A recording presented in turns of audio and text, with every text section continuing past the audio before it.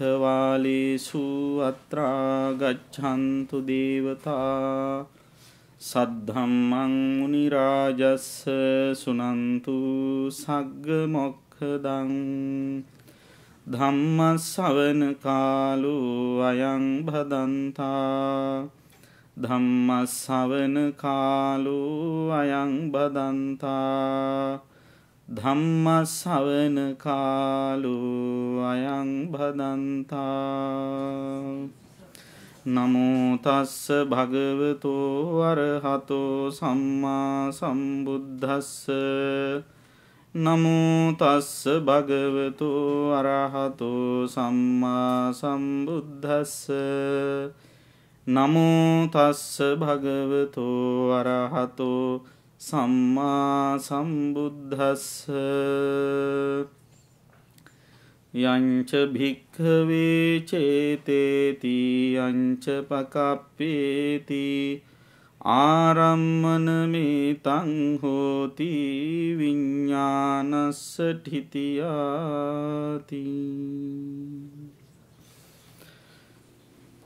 ශ්‍රද්ධාවන්ත පින්වත්නි, දැන් හැමදෙනාම සූදානම් වන්නේ ධර්ම ශ්‍රවණය කරන්න.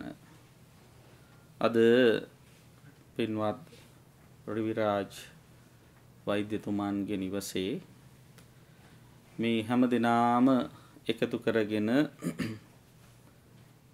මේ නිවසේ පින්වත් හැමදෙනාම ඊටාම් හොඳ ධර්ම දේශනාවක් පින්කමක් සිද්ධ කරන්නට සූදානම්ව සිටින වෙලාව.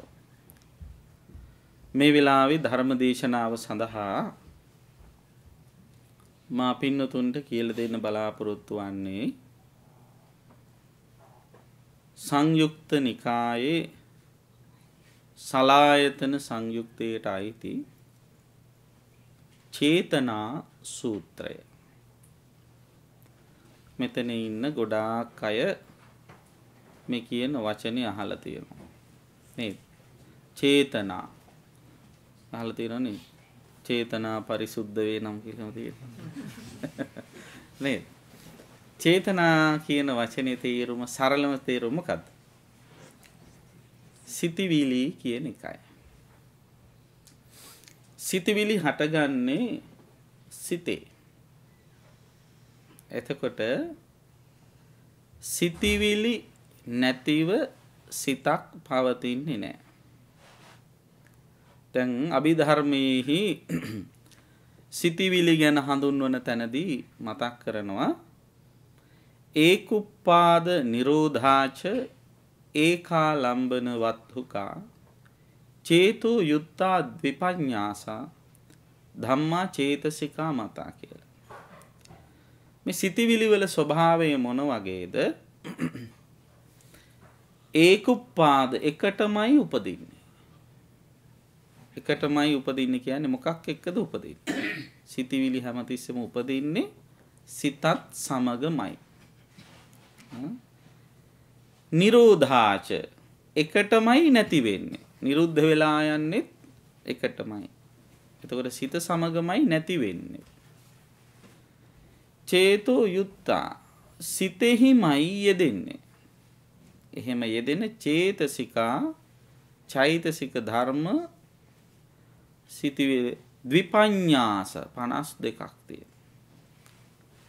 ඔක සරලව සිංහලෙන් කියනවා නම් සිත සමගම ඉපිද සිත සමගම නැතිව යන සිතගත් අරමුණමගෙන සිත සිටුනා තැනම සිටිනා සිත හා යෙදුණු දෙපනස් දහම් සිතසිනම් වේ කියලා ඔය අභිධර්ම චන්ද්‍රිකා පොතේ සඳහන් වෙනවා. එතකොට චේතසික පාලි වචනය සංස්කෘත වචනේ චෛතසික සිංහල වචනේ සිතිවිලි. ඔය එක ප්‍රත්‍යය ගොඩාක් වෙලාවට යොදන්නේ පාලි භාෂාවේ අයිතිය හංගවන්න. ආගමට අයිති කොහොමද කියන්නේ? ආගමික. ජාතියට අයිති ජාතික. ශාසනයට අයිති ශාසනික. සිතට අයිති චෛතසික. චේතසික කියලා. ඒ සිතට අයිති දේ මොකක්ද? සිතවිලි. එතකොට සමහර සිතවිලි තියෙනවා සිතට අයිති වුණාට සිතට පවතින්න උපකාර වෙන්නේ නැහැ. නැවත නැවත භවයකට යන්න උපකාර වෙන්නේ නැහැ. එහෙම සිතවිලි වලට කියන්නේ කුසල සිතවිලි කියලා. තවත් සමහර සිතවිලි જાතියක් තිබෙනවා. ඒ සිතවිලි සිතට පවතින්න උපකාර වෙනවා. එහෙම පවතින්න උපකාර වෙන සිතවිලි වලට කියනවා ධර්මයෙහි සංස්කාර කියලා. එතකොට සංඛාර කියන්නේ චේතසික කියන්නේ චේතනා කියන්නේ සිතවිලි කියන්නේ මෙතෙන්දි ඔන්න ඒ අදහසින් යම් සිතවිල්ලක් සසර පැවැත්මට උපකාර වෙනවනම් ඒ සිතවිලි චේතනා එහෙම නැත්නම් සංස්කාර වශයෙන් හඳුන්වනවා. සත්වයෙකුගේ සාංශාරික පැවැත්මට උපකාර වෙන දේවල් වලට කියනවා තවත් විදිහකින් කර්ම කියලා. කර්මානුරූපව තමයි සත්වය උපදින්නේ, කර්මානුරූපව ජීවත් වෙනවා, කර්මානුරූපව මැරෙනවා. එතකොට දැන් චේතනා කියලා කියන්නේ මොනවද? කර්ම. චේතනා කර්මයි කියන එක බුදුහාමුදුරුවෝ පාලියෙන් කියලා තියෙන්නේ කොහොමද? මෙතන ඉන්න අය ගොඩක් දන්නවා. චේතනාහම් භික්ඛවේ කම්මං වදාමි. මෙතන හැම චේතනාවක්ම නෙවෙයි මේ කියන්නේ කුමක් ගැනද? චේතනාව කියලා මෙතන කියන්නේ සසර පැවැත්මට උපකාර වෙන සිතිවිලි. ඒ කියන්නේ අර කර්ම බවට පත් වෙන සිතිවිලි. තව විදිහකින් කියනවා නම් තණ්හා මාන දිට්ඨි කියන මේ ප්‍රධාන ක්ලේශ ධර්මයන්ගෙන් සැදුන සිතිවිලි වලට තමයි එතන චේතනා කියන්නේ. ඒව තමයි සසර පවතින උපකාර වෙන්නේ. ඉතින් මේ චේතනා සූත්‍රය බුදුරජාණන් වහන්සේ බොහෝම වටිනා සූත්‍රයක්. මේක සවැත් නුවර ජේතවනාරාමේදී දේශනා කළේ. තියෙන්නේ සංයුක්ත නිකායේ සලායතන සංයුක්තේ. හොඳට මතකෙන් බණ අහන්න, බණ වුණාට පස්සේ අහනවා. එතකොට උත්තර දෙන්න සූදානම් වෙන්න ඕන. දැන් ඔය අපේ සමාජයේ සමහර අය කියනවනේ එයා නම් ඔය ලෙඩ වෙන්නේ හිතලමයි නේද? ඔය විදියට හිතන්න ගියොත් මැරෙනවා. ඔය විදියට ඔය වයසට ගිහිල්ලා තියෙන ඔය කෙස් පැහිලා තියෙන්නේ ඔය හිතලමයි ඔය වුණාට වැඩිය. එහෙම කියලා කියනවා. ඒකේ කිසියම් දාර්ශනික ඇත්තක් තියෙනවා. අපේ ගැමියෝ සමහර වෙලාවට මොන අදහසකින් කිව්වත් සමහර වෙලාවට දැනුවත්ව කියන්නේ ඇත්තේ ඒකේ ඇත්තක් තියෙනවා. ඒ ඇත්ත කොහොමද වෙන්නේ කියන එක මේ සූත්‍රය අහගෙන ඉන්නකොට ඇත්තන්ට වැටහෙවි. බුදුරජාණන් වහන්සේ සවැත් නුවර ජේතවනාරාමේ ධම්සභා මණ්ඩපයේට රැස් වෙච්ච ස්වාමින් වහන්සේලාට කතා කරලා කියනවා යංච භික්ඛවේ චේතේති යංච පකප්පේති ආරම්මන මේතං හෝති විඤ්ඤාණස්සටිතියා. මහණෙනි, කවුරු හරි කෙනෙක් චේතේති චේතනය කරනව නම්, චේතනය කරනවා නම් කියන්නේ මොකක්ද? හිතනව නම්, කෙලෙස් ඇවිස්සෙන විදිහට හිතනව නම්, එතන ඒකයි කියන්නේ. යංච පකප්පේති සංකල්පනා ගොඩ නගනවා. නැවත නැවත ආවර්ජනය කරනවා නම් අන්න ඒ තුල ගොඩ නැගෙන ඒ සිතිවිලි ආරම්මන මේතං හෝති විඤ්ඤාණස්සටිතියා. ඒ සිතිවිල්ලම තමයි විඤ්ඤාණයේ පැවැත්මට උපකාර වෙන්නේ කියලා. එතකොට විඤ්ඤාණස්ස ත්‍ිතියක් වේකයි. ඒතර විඤ්ඤාණි පතිට්ඨාව. විඤ්ඤාණයේ පිහිටියාට පස්සේ කුමක්ද වෙන්නේ? අන්න ඒ පිහිටපු විඤ්ඤාණය පෝෂණය කරන්න තව තව කර්ම රැස් කරමු. පින්වත්නි, දැන් මෙතන වචනයක් තියෙනවා මේ පකප්පේති කියලා. ඒකට අපි ගොඩනක් වචනයක් දෙන්න පුළුවන් පරිකල්පනා. පරිකල්පනා කියලා කියන්නේ යම් කිසි අරමුණක් අරගෙන ඒක ගැන හිතන එක. දැන් මේ හිතනවා කියන වැඩේ අපි කරන්නේ අරමුණු නිත්‍ය හැටියට සලකාගෙනද අනිත්‍ය හැටියට සලකාගෙනද? ගොඩාක් වෙලාවට නිත්‍ය හැටියට සලකගෙන. දැන් ඔන්න මෙතෙන්දී ඔය ඇතු දන්න කවුරු හරි කාලෙකින් පස්සේ දන්න කෙනෙක් දකිනවා. ඒ දකින කෙනා ගැන ඔය ඇතු ගෙදර ගිහිල්ලා හිතනවා. පරිකල්පනය කරනවා. හිතන්නේ ඒ දැක්ක පුද්ගලයාමයි කියලා හිතලද එහෙම නැත්නම් එයා නෙවි දැන් වෙනස් වෙලා කියලා හිතලද? දැක්ක කෙනාමයි කියලා තමයි හිතන්නේ. නේද? මෙතෙන්දි කවුරු හරි දැක්කහම අපි හිතනවා එයාම තමයි මේ පස්සේ එයාගෙනම තමයි හිතන්නේ. ඒ කියන්නේ අපි හිතන්නේ කවරෙක් ගැනද? නොවෙනස් වූ පුද්ගලයෙක් ගැනයි. නේද? එතනම තියෙනවා නිත්‍යත්වයෙන් වැළඳගෙන සිටීම. ඇත්තට කිව්වොත් හරියට කිව්වොත් මොකද්ද වෙලා තියෙන්නේ? දැක්කේ කෙනෙක් ගෙදර ගිහිල්ලා හිතනකොට හිතන්නේ සැබවින්ම දැක්ක එක්කෙනා ගැන නෙමෙයි. ඇයි ඒ? ඇයි එහෙම කියන්නේ?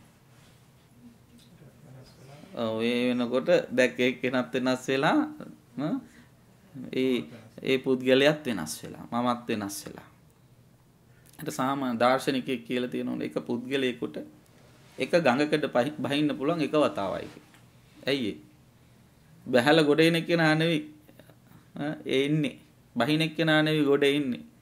ඒතර බහින කොටත් වෙනස් වෙනවා, ගඟේ ඉන්න කොටත් ගොඩක් වෙනස් වෙනවා, ගොඩ එන කොටත් වෙනවා, සර ගඟත් වෙනස් වෙනවා. නේද? ගඟෙත් එකම වතුර එතනම රැඳෙන්නේ නැහැ. අන්න ඒ වාගේ වෙනස් වීමට භාජනය වෙන ලෝකයක තමයි අපි මේ ජීවත් වෙන්නේ. එතකොට දැන් මෙන්න මේ විදිහට නොවෙනස් වෙන දෙයක් කියලා යමක් ගැන අපි කල්පනා කළොත්, මේක වෙනස් වෙන්නේ නැහැ කියලා කල්පනා කළොත්, ඒකේ අපි එක්ක ඇලෙනවා, එක්ක මොකද කරන්නේ? එක්ක ගැටෙනවා. නේද? දැන් බැනුම් අහුවාමත් එහෙමනේ. දැන් බැනුම් අහුවාම කනටනේ ඔය බැනුම් ඇහෙන්නේ. නේද? දැන් ඔය බැන්නේ කෙනත් වෙනස් වෙනවා, බැනුම් අහපු කනත් වෙනස් වෙනවා, බැනුමත් වෙනස් වෙනවා කියලා හිතුවනම් අරක නොවෙනස් වෙන ශබ්දයක් විදියට දැඩිසේ අල්ලගන්න ඕනද? අල්ලගන්න ඕනේ නැහැ. එහෙනම් මේ වෙනස් වෙන්නේ නැහැ කියලා හිතලා ඒකමයි කියලා හිතන්න ගියාම තමයි මේ අල්ලගන්නේ. ඒ අල්ල ගැනීමත් එක්කම විශ්ෙන්නේ ද්වේෂය. බලන්න අපිට අපේ ද්වේෂය, අපේ රාගය, අපේ ඒ මෝහය කෙලෙස් අපට ඇති වෙන්නේ නැතුව ඉන්න පාලනය කරගන්න නම් මේ අනිත්‍යතාවය හරියට වටහා ගන්න ඕන. මේ අරමුණු තණ්හා මාන දිට්ඨි වශයෙන් අල්ලාගන්නේ නැතුව ඉන්න අපි පුරුදු වෙන්න ඕන. යමකට අපි ආස කරන්නේ ඒ දේ වෙනස් වෙනවයි කියලා දැක්කොත්ද වෙනස් වෙන්නේ නැහැ කියලා හිතුවොත්? වෙනස් වෙන්නේ නැහැ. දැන් කඩේට යනවා. කොහෙද අපි හිතමු මොකද්ද? කැනේඩියන් ටයර් හරි හෝම් ඩිපෝ එකට හරි ගිහිල්ලා යනකොට ලස්සන මල් තියෙනවා. ඒක. දැන් ඕක ගේනවා ගෙදර. මොකද ගේන්නේ? ලස්සනට. ගේන ගමන් ඕක පර වෙනවයි කියලා හිතුවොත් මොකද කරන්නේ? එහෙම වුණොත් ගේන්නේ නැහැ. නේද? එහෙම වුණොත් ගේන්නේ නැහැ. සමහරු හිතනවා ගේන ගමන් පර වෙන තමයි පෝර ටිකක් දාලා ආයි ගන්න පුළුවන් කියලා හරි. නේද? ඒකට ආසාව බැඳීම ඇවිස්සෙන විදිහට ආපහු මේ සිතවිල්ල පහල කර ගන්නවා. ඒක ආපහු හදා ගන්න ඒ தත්ත්වය. ඒ මානසිකත්වය. ඒතර මේ අනිත්‍යතාව වෙනස් වීම යමෙක් දකිනවා නම් දන්නව නම් එයා මොකද කරන්නේ? එයා ඒ වෙනස් වෙන දේ අනවශ්‍ය විදිහට අල්ලන්න යන්නේ නැහැ. ඒක කොහොමත් වෙනස් වෙනවා කියලා වටහා ගන්න නිසා. ඉතින් බුදුරජාණන් වහන්සේ මෙන්න මේ කාරණාව පදනම් කරගෙන අපිට බොහෝම හොඳ පාඩමක් කියලා දෙනවා. ඉතින් යම් කිසි කෙනෙක් මෙන්න මේ වෙනස දකින්නේ නැත්නම් එයා මොකද කරන්නේ? අර අරමුණෙහි ඇලීලා ඒක අල්ලාගෙන ඒක ගැනම කල්පනා කර කර ඉන්නවා. එහෙම කල්පනා කරනකොට එක්ක තණ්හාව, එක්ක මානය, එක්ක ආත්ම දෘෂ්ටි ඇති වෙනවා. ලෝභ ද්වේෂ මොහ අවසකම්. තර ලෝභ ද්වේෂ මොහ අවසාගෙන ඒවා කයින් වචනයෙන් සිතින් ක්‍රියාත්මක කරන්න ගියාම අන්න ඒව කර්ම බවට පත් වෙනවා. ඒ කර්ම බවට පත් වෙන සිටිවිලි තමයි නැවත ප්‍රතිසන්දියක පිහිටන්නට අවශ්‍ය කරන විඥාණය පෝෂණය කරන්නේ. ඒක තමයි කිව්වේ ආරම්මන මේතං හෝති විඥානස්ස තිතියා. විඥානයේ පැවැත්මට අරමුණු සපයන්නේ, ආහාර සපයන්නේ අන්න අර විදිහට හිතන්නේ යන්නේ. නේද? ඒතර කවුරු හරි කෙනෙක් ඒ විදිහට හිතන්නේ නැත්තම්, තණ්හා මාන දිටි එහෙම නැත්නම් කෙලෙස් ඇවිසින් නැති වෙන විදිහට හිතන්නේ නැත්තම් මොකද වෙන්නේ? විඥානයේ පැවැත්ම තහවුරු වෙන්නේ නැහැ. ඒ කියන්නේ තව මතු භවයක් සඳහා නැවත භවයකට විඥානය ගමන් කරන්න. නැවත භවයකට විඥානය ගමන් කරන්නේ නැත්තම් මොකද වෙන්නේ? ආයි උපදින්නේ නැහැ. ඉපදුන්නේ නැත්තම් වයසට යන්නේ, ලෙඩ වෙන්නේ, මැරෙන්නේ නැහැ. දැන් එතකොට වයසට ගියේ මොකක් නිසාද? ඉපදුන නිසා. ඉපදුනේ මොකක් නිසාද? ඉපදෙන විදිහට අවශ්‍ය කරන ප්‍රතිසන්දි විඥානේ පහළ වුණ නිසා. ප්‍රතිසන්දි විඥානේ පහළ වුණේ මොකක් නිසා? ඒයට බලය දෙන කර්ම රැස් කරපු නිසා. කොහොමද කර්ම රැස් කළේ? තණ්හා මාන දිටි ඇති වෙන විදිහට හිතපු නිසා. දැන් හිතලම නෙවෙයිද ඉපදුනේ? හිතලම නෙවෙයිද වයසට ගියේ? නේද? හිතලම නෙවෙයිද ඔය විදිහට මැරෙන්නේ? හිතලම නෙවෙයිද ලෙඩ වෙන්නේ? මෙන්න මේ යථාර්ථය දකින්න කියන එක බුදුහාමුදුරුව අපට මතක් කරලා දෙනවා. එතකොට කොහොමද කවුරු හරි කෙනෙක් අරමුණක් ආවහම ඒ ගැන හිතන්නේ කියන එකක් බුදුහාමුදුරුව මතක් කරනවා. දැන් අපිට ඇහැ කන නාසය දිව ශරීරය කියන මේ ඉන්ද්‍රයන්ගෙන් අරමුණු වෙනවනේ. ඒ අරමුණු ආවහම ධර්මයේ ගැන දන්නේ නැති එක්කෙනා මේ අරමුණ අල්ලගන්න ක්‍රම තුනක් තියෙනවා. අරමුණ පරිහරණය කරන ක්‍රම තුනක් තියෙනවා. ඒ වචන තුන ඔන්න මතක තියාගන්න. පස්සේ අහනවා. පළවෙනි එක අභිනන්දති. දෙක අභිවදති. තුන අජ්ජෝසාය තිට්ඨති. අභිනන්දති, අභිවදති, අජ්ජෝසාය තිට්ඨති. අභිනන්දති කියන්නේ මොකක්ද? අර අරමුණේ සතුටු වෙනවා. ඇහෙන් රූපයක් දැක්කනම් ඒකේ සතුටු වෙනවා. දකින්න වෙලාවේ සතුටු වෙනවා. සතුටු වැඩි කමන මොකද කරන්නේ? අතහරින්න නැතුව ගෙදර ගිහිල්ලා ඒක ගැනම හිත සතුටු වෙනවා. නේද? අභිනන්දනය කරනවා කියන්නේ ඒකයි. සතුටු වෙනවා. දැන් සතුට වැඩි කමට නේ සමහර මොකද කියන්නේ නිකන් සාමාන්‍ය කියන හරි ත්‍රිල් කියලා. ත්‍රිල් එක වැඩි කමට මොකද කරන්නේ? අභිවදති ප්‍රකාශ කරන දන්නේ නැද්ද මම මාර රූපයක් දැක්කනේ ආදී වශයෙන් අර ළඟ ළඟ ඉන්න අයත් එක්කත් මේක අල්ලගෙන කියන්න ගන්නවා ප්‍රකාශ කරනවා. දැන් අභිනන්දනය කරනකොට හිතෙන් සතුටු උනේ. එතකොට මොකද්ද උනේ? එතකොට එයා මනෝ කර්ම රැස් කළා. මනසින් කර්ම අරක බැඳිලා ඒක ගැනම හිත මනෝ කර්ම රැස් කළා. අභිවදනය කරනකොට එයා වචී කර්ම රැස් කළා. අන්න දන්නේම නැතුව කර්ම රැස් වෙන හැටි. අර රූපේ දැක්ක රූපේ බැඳිලා ඒකේ අගේ කියන්න වචනෙන් කර්ම රැස් වෙනවා. ඊට පස්සේ අජ්ජෝසාය තිට්ඨති. එය ලබා ගැනීම සඳහා යම් කිසි ක්‍රියාවක් කළ යුතු නම් ඒ ක්‍රියාව කිරීමේ නිමග්න වෙලා තත්පරව කියන්නේ මොකක්ද? ඒකෙම උත්සාහවත්ව කටයුතු කරනවා. එතකොට යම් කිසි දෙයක ගිලුනහම නිමග්න වුනහම ඒකෙම යෙදුනහම එයාට වෙන දේවල් මතක් වෙන්නේ නැහැ.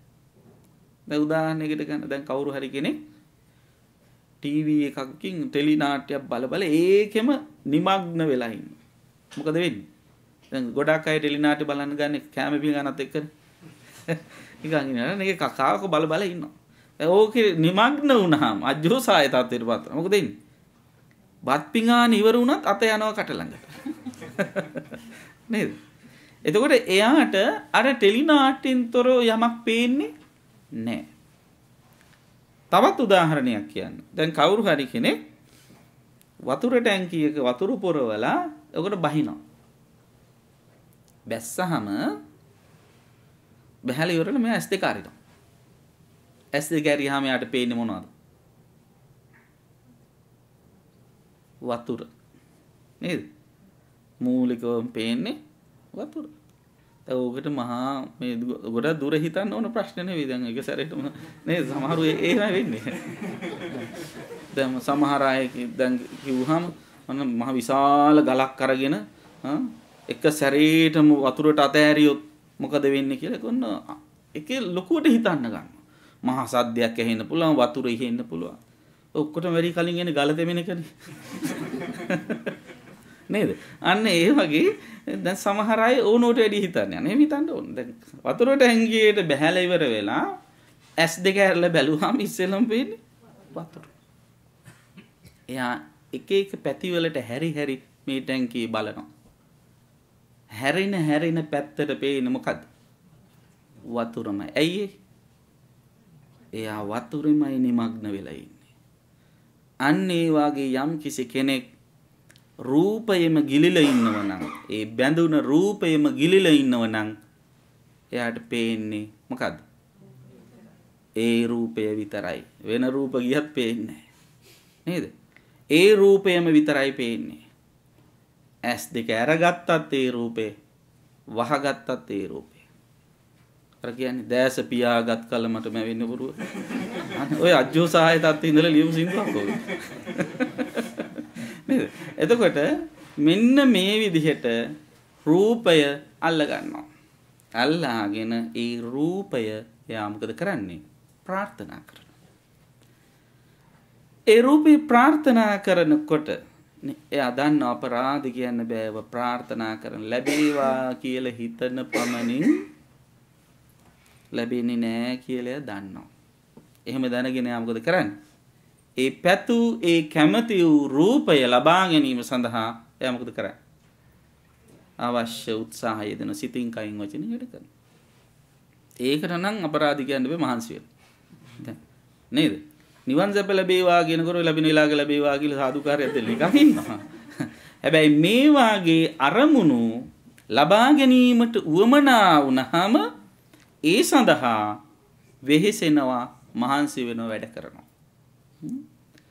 එතකොට දැන් ඔන්න බලන්න මිනිස්සු ඇහැ හරහා ඇහැ පදනම් කරගෙන කර්ම රැස් කරන හැටි.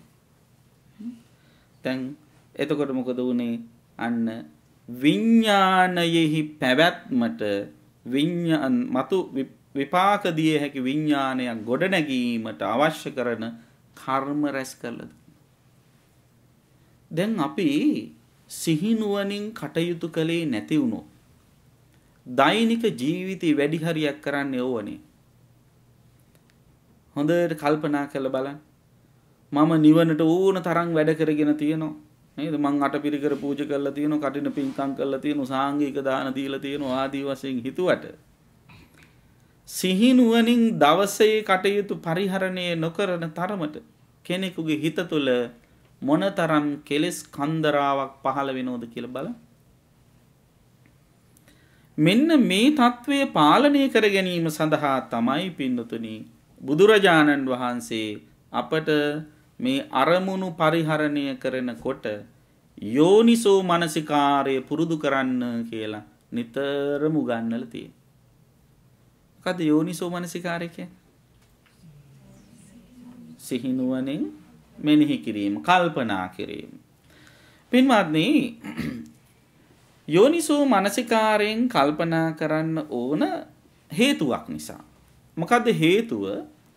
මේ ලෝකේ ජීවත් වෙන මිනිස්සු ප්‍රධානව සිදු කරන වැඩ දෙකක් තියෙනවා ලෝකයේ සම්බන්ධයෙන්. දැන් ලෝකය කියලා කිව්වහම අපිට එක සැරේටම මතක් වෙන්නේ මේ ග්‍රහලෝක, පෘථුවිය. නේද? ඒකත් හරි. හැබැයි හොඳට විශ්ලේෂණය කළ බැලුවොත් ওই ලෝකයේ තුල තියෙන මොනවාද? ඇහැට පේන රූප, කනට ඇහෙන ශබ්ද, නහයට දැනෙන ගඳ සුවඳ, දිවට දැනෙන රස, ශරීරයට දැනෙන ස්පර්ශ. ඒක තමයි බාහිර ලෝකේ. ආධ්‍යාත්මික ලෝකේ ගත්තාම ඇහැ කන නාසය දිව ශරීරය කියන මේ ටික තියෙනවා. එතකොට මෙන්න මේ බාහිර ලෝකය ආධ්‍යාත්මික ලෝකයත් එක්ක එකතු කිරීමේදී මිනිසුන් ඇති කරගන්න තත්ත්ව දෙකක් තියෙනවා. ඒ තත්ත්ව දෙක තමයි අභිජ්ජා, දෝමනස්ස. අභිජ්ජා කියන්නේ ඇලීම, දෝමනස්ස කියන්නේ ගැටීම. ඔන්න ඔයකේ ඇලෙන තාක්කල්, ගැටෙන තාක්කල් කවදාවත් මිනිස්සුන්ට විමුක්තියක්, නිවනක් නැහැ. දැන් මේ කියන රූප, ශබ්ද, ගන්ධ, රස, ස්පර්ශ කියන ඒවා කොහෙද තියෙන්නේ? ලෝකයේ නේද? එතකොට ඕවා මගේ කරගන්න හදනකම් එයා කොහාටද අයිති? එයා අයිති ලෝකෙටයි. ලෝකෙට අයිති එක්කෙනාට කියන්නේ කවුරු කියලාද? ලෞකික කියලා. ලෝකෙට අයිති කෙනා ලෞකිකයි. ඒතර ලෝකෙට අයිති සුවයක්, සැපයක් සොයා යනව නම් යමෙක්, එයා ලෞකික සැප සොයා යන කෙනෙක්. ලෝකය කියන්නේ දුක්ඛ සහිත තැනක් නම් ඒ ලෞකික සැප ඔස්සේ හොයන්නේ තවත් විදිහකින් කියනවා දුකක්මයි.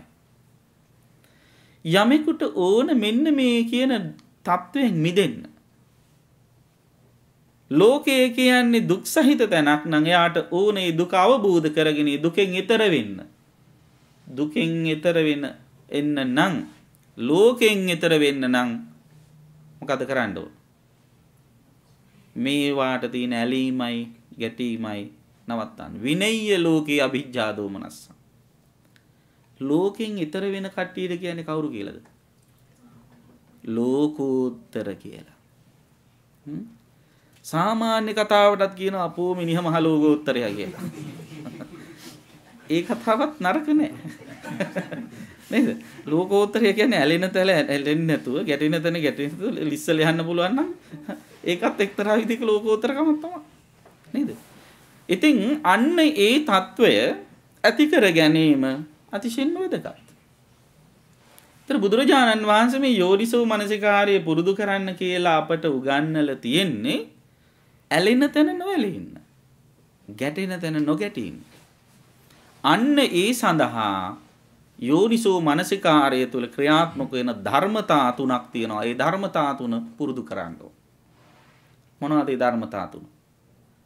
අරමුණු පරිහරණය කරනකොට නුවණින් අනිවාර්යයෙන්ම මේ ධර්මතා තුන ගලපලා ගන්න ඕන. ඒකට කියනවා ආතාපි සම්පජානෝ සතිමා කියලා. දැන් ඕක අර භාෂා රීතීන්ට අනුකූලව ඔය වචන තුන ඔය අනුපිළිවෙලට දැම්මට භාවිතයේදී ඔහොම නෙවෙයි ඉන්නේ. භාවිතයේදී ඉන්නේ සතිමා සම්පජානෝ ආතාපි කියලා. සමහර භාෂා රීතීන් ඒ කියන්නේ අර අලංකරණ ආරක්ෂා කර ගැනීම සඳහා වචන එහා මෙහා කරලා තියෙනවා. දැන් උදාහරණයකට ගත්තොත් අපි දන්නවනේ විද්‍යාචරණ සම්පන්නෝ කියලා බුදු ගුණයක් තියෙනවා. බුදුරජාණන් වහන්සේ ත්‍රිවිද්‍යා, අෂ්ට විද්‍යා, පසළොස් චරණ ධර්මයන්ගෙන් සමන්විත වෙච්ච නිසා විද්‍යාචරණ සම්පන්න. දැන් පසළොස් චරණ ධර්ම දියුණු කරන්නේ නැතුව ත්‍රිවිද්‍යා පහළ වෙන්නේ නැහැ. පසළොස් චරණ ධර්ම දියුණු කරන්නේ නැත්නම් අෂ්ට විද්‍යා පහළ කරන්න බෑ. එතකොට ඉස්සෙල්ලාම දියුණු කරන්න ඕන පසළොස් චරණ ධර්ම. ඒ අනුපිළිවෙලට ආවොත් ඒ බුදු ගුණය එන්න ඕන කොහොමද? විද්‍යාචරණ සම්පන්නෝ නෙවෙයි, චරණ විද්‍යා සම්පන්නෝ කියලා. නමුත් එහෙම දාන්නේ නැහැ. ඒ අර භාෂා ශෛලිය රැක ගැනීම සඳහා. අන්න ඒ වගේ මෙතනදී බුදුරජාණන් වහන්සේ මේ යෝනිසෝ මනසිකාරය පුරුදු කරන තැන සඳහන් කරන වචන තුනක්. අපි සතිපට්ඨාන සූත්‍රයේදී ඉගෙනගන්නේ ආතාපි සම්පජානෝ සතිමා කියන එක භාවිතයේදී කරන්නේ කොහොමද? සතිමා සම්පජානෝ ආතාපි. සතිමා කියන්නේ මොකක්ද? ලෝකයේත් එක්ක ගනුදෙනු කරන හැම මොහොතකම මොකද කරන්න ඕන? සති සිහියෙන් කරන්න. රූප බලනවා කියන්නේ ලෝකයේත් එක්ක කරන ගනුදෙනුවක්. සද්ධාහනවා කියන්නේ ලෝකයේත් එක්ක කරන ගනුදෙනුවක්. නේද? බාහිර ලෝකය අපි ළඟට ගන්න එකයි මේ කරන්නේ. ගඳ සුවඳ ආග්‍රහණය කරනවා, කෑම කනවා, රස බලනවා, මේ ඔක්කොම ලෝකයේත් එක කරන ගනුදෙනු. ඒ ගනුදෙනු කරනකොට මොකද්ද කරන්න ඕන? කරන්න කොහොමද? සතිමා කියන්නේ සිහියෙන් කරා. දැන් සිහියෙන් කරත් ඒ සිහිය හැම එකටම හොදත් නැහැ. මොකද හොරකම් කරනවා සිහියෙන් කරන්න බෑ, පික් පොකට් ගන්න නේද? දැන් කවුරු හරි කෙනෙක් වෙඩි තියනවා. එහෙම නැත්තම් දුන්නෙන් විදිනවා. දැන් එතනටත් තියෙනවනේ සතියක්. ඒක මිච්ඡා සතිය. නේද? ඒ කලබල නැතුව සමාධිමත් වූ සිත. ඒක මිච්ඡා සමාධියක් හිත නැති වෙන්නේ. එතකොට අන්න ඒ නිසා කරන කියන දේ සිහියෙන් කරන්න, සිහියෙන් කියන්න. ඊට පස්සේ දෙවෙනි එක මොකද්ද? සම්පජානෝ. මොකද්ද සම්පජානෝ කියන්නේ? නුවණින් කරා. අන්න එතෙන්දි තමයි අඳුනගන්නේ සිහියෙන් කරන එක කුසලයද අකුසලයද කියලා අඳුනගන්නේ එතනයි. සමහර වෙලාවට සිහියෙන් කළත් හිතේ ක්‍රියාකාරීත්වය දැනෙන්නේ නැහැ. නේද? දැන් උදාහරණයකට ගන්න සමහරු බණ අහනවා. අහනවා කියලා දන්නවා. වාඩි වෙලා ඉන්න හින්දා ආඳුරුත් ඉස්සරහින් ඉන්න ආඳුරුත් මොනවා හරි කියන හින්දා බණ අහනවා කියලා දන්නවා. හැබැයි සම්පජානියේ නැහැ. නුවණින්ද ඒ වෙලාවේදී හිතේ පහළ වෙන මොන වගේ සිතුවිලිද කියලා සමහර වෙලාවට වැටහෙන්නේ නැහැ. ඒ නිසා සතියයි සම්පජානිය දෙකම තියෙනවා. හැම ක්‍රියාවකදීම ගතේ තිතේ නිසින්නේ සුත්තේ ජාගරිතේ සම්පජානකාරී හොත්. යන එනකොට කන බොනකොට අඳින පළඳිනකොට හැම මොහොතෙදිම සතිය සම්පජානයේ තියෙනවා. දැන් උදාහරණයක් ගමු. කවුරු හරි කෙනෙක් බත් කනවා. බත් කන එක පවුද? කියන්න බෑ. බත් කන එක පවු නෑ. නේද? එහෙමනම් බත් කන හැම පවුකාරයෝනේ. නේද? බත් කන එක පවු නෑ. බත් කන එක තුල කෙලස් පහළ වෙන්න පුළුවන්ද? පහළ විය හැකි. පහළ වෙනවාමයි නොවේ. පහළ විය හැකි. කොහොම කෑවොත්ද? සිහිනුවණින් නොකෑවොත්. නේද? කෑම කනකොට මොනවද පහළ වෙන කෙලස් කියන්න බෑ. රස තණ්හාව නේද? එක එක රස තණ්හාව ඇති වෙන්න පුළුවන්. ඔව්. ද්වේෂය ඇති වෙන්න පුළුවන්. නේද?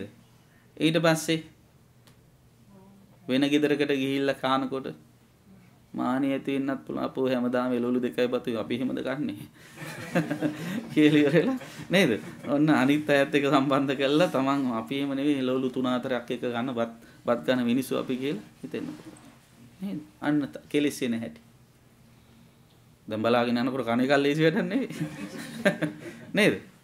එතකොට රස තණ්හාව. දැන් උදාහරණයකට ගත්තොත් දැන් සමහර අය ඉන්නවා මස් මාළු කන්නේ වෙජිටේරියන්. හොඳයි. ඉතින් තමන් කිසියම් ප්‍රතිපත්තියක් අනුගමනය කරනවා නම් වෙනකා හිතට ගැටලුවක් නැහැ. තමන්ගේ හිතට ඒක හොඳ නැහැ කියලා හිතෙනවා. සමහරව ඉන්නවා මස් මාළු කන්නේ. හැබැයි කන අයගේ මාළු කන්න හදනවා. ඒක එච්චර හොඳ දෙයක් නෙවෙයි. නේද? දැන් සමහර වෙලාවට මාළු කැල්ලක් කන මනුස්සය කාලා දද්ද නැතුව පාඩුවේ ඉන්නවා. අර නොකන මිනිස්සු කන ආයෙට බැනලා ඉවරලා ඊට වැඩි පව් පුරව ගන්නවා. එහෙම ඕනේ නැහැ. කරුණාවෙන් මෛත්‍රියෙන් යමක් පැහැදිලි කරලා දෙන එක වෙනම දෙයක්. එහෙම නැතුව ද්වේෂ සහගතව කේන්ති අරගෙන පැටලෙමින් කටයුතු කරන්න ගියාම දන්නේම නැතුව තමන් පිරිය. අනුන්ගේ හරක් බලන වගේ වැඩක් කරන්නේ. එහෙම කරන්න යන්න ඕනේ නේද? සමහරව ඉන්නව මස් මාළු කන්නේ. හැබැයි හොයන්නෙම චිකන් රස ඇති සෝයා. නේද? vegetarian sausages. මොකද වෙන්නේ? සෝයා කනකොට කුකුලා හිතේ. ඒකනේ චිකන් රස තියෙනවා. දැන් බලන්න දන්නේම නැතුව කෙලස් පහළ වෙන හැටි. සමහර අය වැඩි කන්නේ නැහැ. ඇයි? ඩයට්. සමහර අය කන්නේ නැහැ. වැඩි මාත් වෙනවා. මම මේ කන්නේ හොඳට එහෙමනේ ඇඟ හදාගන්න. නේද? බුදුහාමුදුරු කියලා තියෙන කනකොට කොහොමද කන්නේ කියලා. නීව දවායන මදායන මණ්ඩනායන විභූෂනායන. ජවය පිණිස නෙවෙයි, මදය පිණිස නෙවෙයි, ශරීර අලංකරණය පිණිස නෙවෙයි, සික්ස් පැක් එක එහෙම දාගන්න නෙවෙයි නේද? යාව දේව ඉමස්ස කායස්සටිතයා හුදෙක් මේ ශාරීරික පැවැත්ම සඳහා පමණයි. අන්න ඔය විදිහට හිතන්න පුරුදු වෙනකොට තමයි අර ආහාර අනුභවය තුල යම් ක්ලේශයක් පහළ වෙනවා නම් එය පාලනය කරගන්න පුළුවන්කම තියෙනවා. ඒකට තියෙන්න ඕන සම්පජානය. ඊළඟට දැන් ඔන්න මගේ හිතේ මේ වගේ ලෝභයක් ආවා කියලා හිතනවා. දැන් මෙතුමා කිව්වා වගේ කෑම කනකොට සමහර වෙලාවට ද්වේෂය එන්නත් පුළුවන්. කොහොමද එන්නේ? දැන් ඔන්න අපි හිතමු නෝනට කියනවා වැඩට යනකොට මේ කෑමට එළවලු හදලා තියන්න කියලා. ඉතින් ගිහලා ඔෆිස් එකේ එළියලා බලනකොට කියපුවා හදලා නැහැ. ඉතින් බැන කන්නේ මෙච්චර කිව්වත් කවදාවත් හදන්නේ නැහැ නේ හොඳට. නේද? එහෙම නැත්තම් අර කෑම වලට එක්ක තෙල් වැඩි එක්ක ලුණු වැඩි. කන්න හිතෙනවා. කන්න හිතෙනවා හදපු එක්කෙනා. නේද? ඉතින් කේන්තියෙන් බැන දැන් ඔන්න ද්වේෂේ නැහැටි. නේද? දැන් මෙන්න මේක හොඳට සිහියෙන් යුක්තව කල්පනා කරලා කරනවා නම් ඕක භාවනාවක්. සමහරු හිතන් ඉන්නේ භාවනා කරනවා කියන්නේ අත් දෙක උගුලේ තියාගෙන ඇස් දෙක වහගෙන ගල් පිළිම වගේ හෙල්ලෙන්නේ නැතුව ඉන්න එකයි. ඒක භාවනාවේ ඒක ඉරියව්වක් විතරයි. නේද? ඒ සමහර මට නම් පේන්නේ ඔය භාවනා කරනවා. ආදී වශයෙන් රිට්‍රීට් යන එකත් හොඳයි නරක නෑ. ඉඳලා ඊටල එහෙම ගිහිල්ලා පුරුදු වෙලා එන්න ඕන. හැබැයි එහෙම ඇවිල්ලා ඊට පස්සේ ඇරියස් එක ගෙදරේ වල්ලන්න ගත්තොත් ඒක එච්චර හොඳ දෙයක් නෙවෙයි. එතකොට මේ භාවනාව කියන එක උනත් අපි අපේ දෛනික ජීවිතයට පුරුදු කරගන්න ඕන. පින්නතනි සතර සතිපට්ඨානය පුරුදු කරේ හොඳටම කුරු ජනපද වාසී. කුරු ජනපදය කියලා කියන්නේ එදා ඉන්දියාවේ දිල්ලි නුවර. මේ එදා කුරු ජනපදය කිව්වේ අද ඉන්දියාවේ දිල්ලි නුවර. අද වගේම එදත් ආර්ථික සමෘද්ධියකින් යුක්ත වෙච්ච නගරයක්. රටක් සමෘද්ධිමත් කරන්න රට වැසියු ක්‍රියාකාරී වෙන්න ඕන. අක්‍රීය කම්මැලියෝ හිටියොත් රට සක්‍රිය කරන්න බෑ. දියුණු කරන්න බෑ. ඒතර කුරු ජනපද වාසීන් කියලා කියන්නේ කම්මැලිකමට අකුල්ලාගෙන එක්තැන් වෙලා හිටපු අය නෙවෙයි. ක්‍රියාකාරීව වැඩ කරපු මිනිස්සු. ඒ හැමෝම කරන කියන වැඩ කටයුතු සිහියෙන් සැලකිල්ලෙන් නුවණින් කළා. දැන් ඔය සමහර අය කියනවා මට හරියට වැඩ භාවනා කරන්නත් වෙලාවක් නැහැ. එහෙම කියන්නේ ඇත්තටම දන්නේ නැති කමට. වැඩ වැඩි වෙන තරමට භාවනාවට ඉඩ වැඩි. අවශ්‍ය කරන්නේ කරන දේ සිහියෙන් නුවණින් විමසා බලා කිරීමයි. මේ සතර සතිපට්ඨානයේ තියෙන්නේ අන්න ඒ සඳහායි. එදිනෙදා ජීවිතේ ක්‍රියාකාරකම් පිළිබඳව හොඳට නුවණින් කල්පනා කරලා බලලා විමසලා බලලා කටයුතු කරන්න. එතකොට ඔන්න යම් කිසි වැඩක් කරනකොට ඉස්සෙල්ලම තියෙන්න ඕන සතිය, දෙවනුව තියෙන්න ඕන මොකද්ද? සම්පජානය. සම්පජානයෙන් තමයි කුසලයේ අකුසලයේ අඳුනගන්නේ. හොඳ නරක තේරුම් ගන්න. ඊට පස්සේ මොකද කරන්නේ? ආතාපි කියන්නේ මොකක්ද? කෙලස් තවන වීරිය ඇතුව කටයුතු කරන. කෙලස් තවන වීරිය කියන්නේ මොකද්ද? කෙලස් තවන වීරිය කියන්නේ අර කෙලස් නැවත නැගෙන්න දෙන්නේ නැතුව පාලනය කරන. පුංචි කාලේ ඉස්කෝලේ යනකොට ඩොක්කු එහෙම ඇනලා ඇතිනේ. නේද? ගෙඩියක් ආවම ඔලුවට ඩොක්කක් යනලා ඉදිමිලාවම මොකද කරන්නේ? උණු අලු ටිකක් අරගෙන දුක තවන. නේද? තවන්න අර ඉදුමම ටික අඩු වෙලා යනවා. අන්න ඒ වාගේ ටිකෙන් ටික ඉදිමීගෙන එන මෙන්න මේ කෙලෙස් නැගීගෙන එන කෙලෙස් නුවණින් සිහියෙන් දැකලා දැනගෙන ඉවර වෙලා ආදීනව දැකලා ප්‍රහාණය කර ගන්න. පින්නතුනි අපේ හිතේ පහළ වෙන කෙලෙස් ප්‍රහාණය කරන ක්‍රම තියෙනවා 3. මොනවාද ක්‍රම 3? එක තමයි තදංග වශයෙන් යටපත් කිරීම. 2 වික්ඛම්බන වශයෙන් විස්කම්භය කියන ඝනත්වයේ තුනී කිරීම. 3 සමුච්ඡේද වශයෙන් මුලින් උගුලා දැමීම. ඔන්න වචන 3 මතක ගන්න. තදංග, වික්ඛම්බන, සමුච්ඡේද. තදංග කියලා කියන්නේ මොකක්ද? తాවකාලිකව කරගන්න යටපත් කිරීම. දැන් අපි සීලයෙන් කරන්නේ ඕක තමයි. ඒක හරියට රබර් බෝලයක් අරගෙන වතුර යට දාලා තියනවා වගේ. වතුර යට දාලා අල්ලගෙන ඉන්නකම් ඕක යට තියෙනවා. අතෑරී ගමන් මොකද වෙන්නේ? අතෑරී ගමන් උඩට මතුවෙලා එනවා. අන්න ඒ වගේ සීලයෙන් ලැජ්ජා බය දෙකෙන් අපේ කෙලෙස් පාලනය කරගෙන අපි යට ගහගෙන ඉන්නවා කාටවත් පෙන්වන්න ක්‍රියාත්මක කරන්නේ නැතුව. ඉතින් සීලය නිතරම පුරුදු කරන කෙනාට ඒක යට ගහගෙන ඉන්න පුළුවන්. ඒ අතරේ මොකද කරන්න ඕනේ? ඉතින් හැමතිස්සෙම ඕක මේ අල්ලගෙන ඉන්නත් බෑනේ. ඒ නිසා වික්ඛම්බන වතුර යට තියෙන ගමන්ම පුළුවන් නම් උත්සාහ කරන්න අල්ලගෙන ඉන්නවට වැඩිය ඔය යටම තියාගන්න පුළුවන්. හැමින් සැරේ රබර් බෝල හිල් කරන්න. උලන් ටික ඇරියාම අන්න අර උඩට එන ගතිය අඩු වෙනවා. ඒ වගේ මේ කෙලෙස් වල තියෙන ඝනත්වයේ විස්කම්භය අඩු කරගන්න. ඒකට නිතරම සමාධිය පුරුදු කරන්න. සමාධිමත් වූ හිතින් ඒ කියන්නේ අකුසලයන්ට හිත ගැඹුරු වෙන්න නොදී අකුසලයන් පස්සේ යන්න නොදී කුසලයේ තුල හිත එක්තෙන් කරනවා. දැන් අකුසලයේ පසුපස්සේ හිත යන්න මොකද වෙන්නේ? කෙලෙස් තැම්පත් වෙනවා. චේතනා එකතු වෙනවා. කර්ම රැස් වෙනවා. එහෙම කර්ම රැස් වෙන්න නැවත ප්‍රතිසන්දිය ලබන්නට අවශ්‍ය කරන ශක්තිය වටපිටාව යා හදා ගන්නවා. නැවත ප්‍රතිසන්දියකට යන විදිහේ වටපිටාවක් හදා ගන්නවා කියන්නේ කුමක්ද?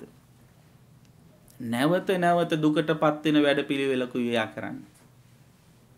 දැන් මෙච්චර දුර්ලභ මනුෂ්‍ය ජීවිතයක් ලබාගෙන මෙච්චර වටිනා බෞද්ධකමක් ලබාගෙන බුද්ධෝත්පාද කාලයක ඉපදිලා සද්ධර්මයේ ශ්‍රවණය කිරීමේ භාග්‍යයක් ලබාගෙන කල්යාණ මිත්‍රයන්ගේ ඇසුරත් ලබාගෙන මේ ඔක්කොම ලබාගෙන ආපහු අපි සසරට වැටෙන විදිහේ වැඩ කරගෙන සසර ගමන තව දුරටත් දික් කර ගන්නව නම් අපි මොන තරම් අවාසනාවන්තයෝද? ඒ නිසා මේ භාග්‍ය ආපහු අපට උදා වෙයි කියලා හිතන්නේ නැතුව මේ ලැබිච්ච අවස්ථාවෙන් ප්‍රයෝජන ගන්න. මේ අනතුර එහෙම නැත්නම් අපි මේ ගමනින් නිකාම්ම මරණයට පත්වුනොත් කොහෙන් යයිද කියලා කල්පනා කළේ අවිනිශ්චිත භාවයේ කල්පනා කළ මොකද කරන්නේ? අප්‍රමාදී වෙන්න. අපේ ජීවිත ගැන ආපස්සට හැරිලා බලලා කල්පනා කරන්න ඕන. දැන් පින්නතුනි ජීවිත පිළිබඳව කිසියම් අවිනිශ්චිත භාවයක් තියෙනකොට අපේ සසර ගමන පිළිබඳව අවිනිශ්චිත භාවයක් තියෙනකොට ඒකත් ආරක්ෂාවට හොඳයි. නේද? දැන් උදාහරණයක් කියන්න දැන් ඔන්න කවුරු හරි කෙනෙක් අපි හිතමු ලංකාවේ නම් කවුරු හරි කෙනෙක් කාර් එකක් ගන්නවා. කාර් එකක් ගත්තාම ලංකාවේ අපිට ඇති වෙන බය දෙකක් තියෙනවා. මොකද්ද බය දෙක? පළවෙනි බය තමයි කොච්චර හොඳට එලෙව්වත් පිටිපස්සෙන් හරි ඇවිල්ලා හප්පන්න පුළුවන්. හැප්පෙයි කියන බය. දෙවෙනි බය හෙට ඉඳලා පෙට්‍රල් ගණන් යයි කියන බය. ඒකත් ලංකාවේ මිනිසුන්ට තියෙන බයක්. නේද? ඉතින් මේ අය බලන නැතිනේ සතයක් වැඩි වුණාද අඩු වුණාද ආදී වශයෙන් බලනනේ ෂෙඩ් ගාවින් යනකොට. ඉතින් ඔන්න බයක් ඇති වෙනවා. හැප්පෙයි කියන බය ඇති වුණාම මොකද කරන්නේ?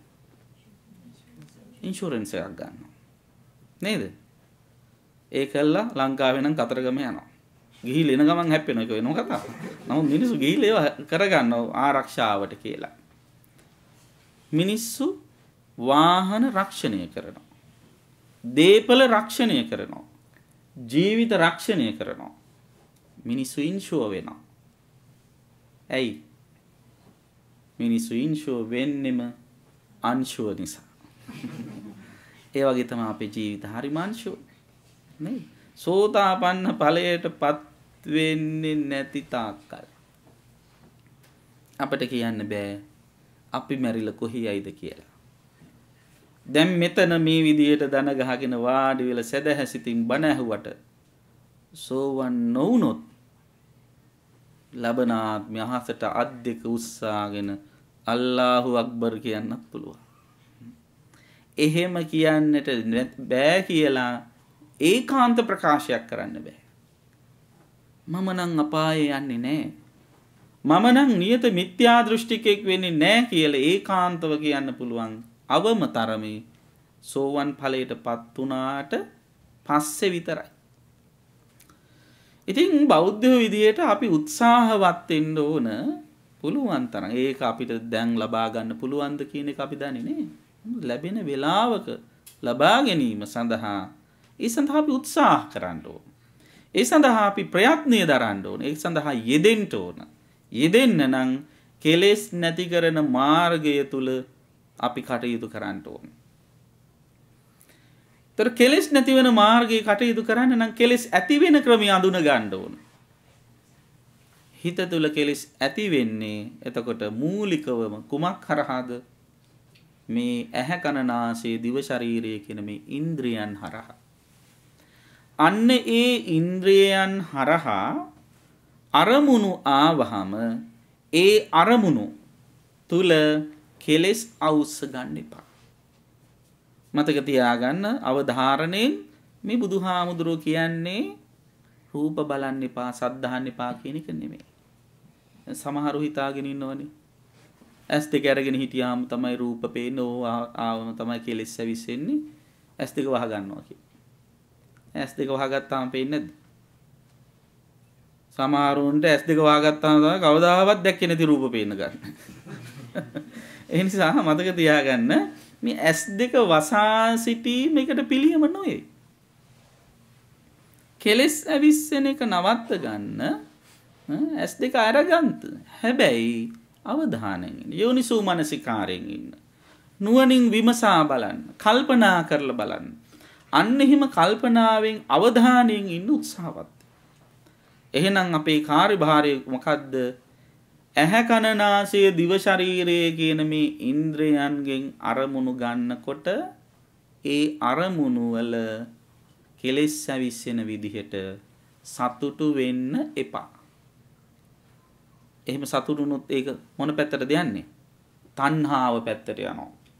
දැන් බුදුහාමුදුරුවෝ තණ්හාව විස්තර කරන තැනදී මතක් කරනවා යායන් තණ්හා පෝනෝ භවිකා නන්දි රාග සහගතා తත්‍ර తත්‍රාබිනන්දි. මේ තණ්හාව මොන වගේ එකක්ද? යායන් තණ්හා දැන් අර කෙලෙස් ඇවිස්සෙන විදියට සතුටු වෙන්න ගියොත් ඒ තණ්හාව පෝනෝ භවිකා. ඒක මොකක්ද තේරුම? පුනර්භවය ඇති කරවන සුළු එකක්. පුනර්භවය කියන්නේ මොකද්ද? නැවත උපතකට යන එකක්. ඒ තණ්හාව. සමහර තණ්හාවල් තියෙනවා හැම එකක්ම නැවත උපතකට යන්නේ නැහැ. ඒකත් අපි තේරුම් ගන්න ඕන. නැවත උපතකට යන තණ්හාවෙන් යුතු කර්මවලට කියන්නේ කර්මපත කියලා. නැවත උපතක් සකස් කරන්නේ නැති කර්මවලට කියන්නේ නිකම්ම කර්ම කියලා. උදාහරණයකින් කියනවනම් වී කරලක් ගත්තහම වී කරලේ තියෙනවා ආපහු පැලවෙන යටක් තියෙනවා. බොල් වෙච්ච යටක් තියෙනවා. අන්න ඒ වගේ. එතකොට නැවත උපතක් ලබා දුන්නේ නැති වුණාට අර කර්ම ඉපත ලබා දුන්නට පසු විපාක දෙනවා. ඒවට කියනවා ප්‍රවෘත්ති විපාක දෙනවා කියලා. දැන් දිව්‍ය ලෝකේ හරි මනුෂ්‍ය ලෝකේ හරි බ්‍රහ්ම ලෝකේ හරි තිරිසන් ලෝකේ හරි කොහේ හරි උපදින්නට හේතු වෙන කර්ම තමයි කර්මපත කියන්නේ. ඉපදුනාට පස්සේ අවශ්‍ය කරන අනිත් ශක්තියින් සපයන කර්ම තමයි සාමාන්‍ය කර්ම බවට පත් වෙන්නේ. ඒතර ඔය මොන කර්මයකින් වුණත් අපි තේරුම් ගන්න ඕන අපේ භවය සැකසීම සිද්ධ වෙනවා. ඒ නිසා තණ්හාව මුල් කරගෙන නැවත භවයකට යන්නේ නැති වෙන විදිහට ඒ කර්ම රැස් වෙන ඒ තණ්හාව මුල් කරගෙන කරන කර්ම වළක්වා ගැනීම අවශ්‍යයි. අන්න ඒ නිසා තමයි බුදුහාමුදුරුවෝ මතක් කළේ කම්මක්ඛයෝ නිරෝධෝ නිබ්බාන. කවුරු හරි කෙනෙක් ඔන්න ඔය කියන කර්ම ක්ෂය කරනවා නම් කර්ම කියලා කිව්වේ එතන නැවත භවයකට හේතු වෙන උපදින්න හේතු වෙන පුනර්භවය ඇති කරන කර්ම ක්ෂය කරනවා නම් නිරුද්ධ කරනවා නම් ඒක තමයි නිවන. ତොර රහතන් වහන්සේලාගේ හිතේ එහෙම කර්ම නැහැ. උන්වහන්සේලා හරියට මොන වගේද? රතන සූත්‍රයේ තියෙන බොහොම ලස්සන උපමාවක්. කීනං පුරාණං නවං නත්ථි සම්භවං. කීනං පුරාණං. පුරාණ කියන්නේ පැරණි. පැරණි කර්ම කීන ක්ෂය කළා. පැරණි කර්ම කියලා කිව්වෙ එතන අතීතයේ කරපු රහත් වෙන්න කලින් කරපු සසර උපත සකස් කළ හැකි විදිහේ කර්ම තියෙනවා නම් අතීතයේ කරපුව අන්න ඒව රහත් වීමත් එක්ක ක්ෂය වෙනවා. කීනං පුරාණං කිව්වේ ඒකයි. ඒ කියන්නේ කර්මපත අතීතයේ කරපු කර්මපත බවට පත් වෙච්ච ඒවා නැති වෙනවා. හැබැයි අනිත් කර්ම අනිත් විපාක නැති වෙන්නේ නැහැ. නවං නත්ති සම්භවං.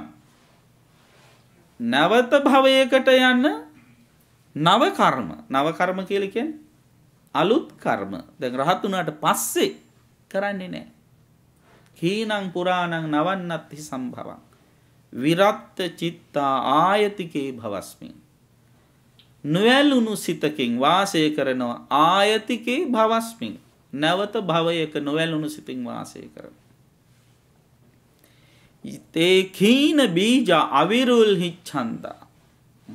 ඒ කට්ටිය අර කීන බීජ කියලා කියන්නේ හරියට බොල්ලු බීජ බවට පත් කරනවා කියන එක. නිබ්බන්ති ධීරා යථායම් පදීපෝ. හරියට ඒ කෙලෙස් නැති කරපු රහතන් වහන්සේලා ධීර වූ උතුමන් වහන්සේලා නිවී යනවා. නිවනින් සැනහෙනවා. මොන වගේද? ළඟ තියෙන පහන පෙන්නලා කියනවා. යථා අයම් පදීපෝ. මෙන්න මේ පහන වගේ. දැන් පහනේ අපි හිතමු තිරේ පිච්චීගෙන ඉවර වෙගෙන යනවා. අන්තිම මොහොතේ. තෙලුත් ඉවර වීගෙන යනවා. දැල්ල තියෙන්නේ මොකක් නිසාද? දැල්ල තියෙන්නේ තෙල් සහ තිරේ නිසා. එතකොට දැල්ලේ පැවැත්මට උපකාර වෙන්නේ මොනවද? තිරයයි තෙලුයි. තිරයයි තෙලුයි ඉවර වෙච්ච ගමන්ම මොකද වෙන්නේ? දැල්ල නිවී යනවා. කොහෙද දැල්ල යන්නේ? නිවී යනවා. එච්චරයි. ඒ දැල්ල ආපහු මෙන්න මෙතනයි තියෙන්නේ කියලා හොයන්න පුළුවන් කමක් නැහැ. අන්න ඒකයි කිව්ව රහතන් වහන්සේ පිරිනිවන් පෑවට පස්සේ ආපහු මෙතනයි පහළ කියන්න බෑ. මොකද පහළ වෙන්නට අවශ්‍ය කරන කිසිදු කර්මයක් උන්වහන්සේ තුළ තිබුණේ නැති නිසා.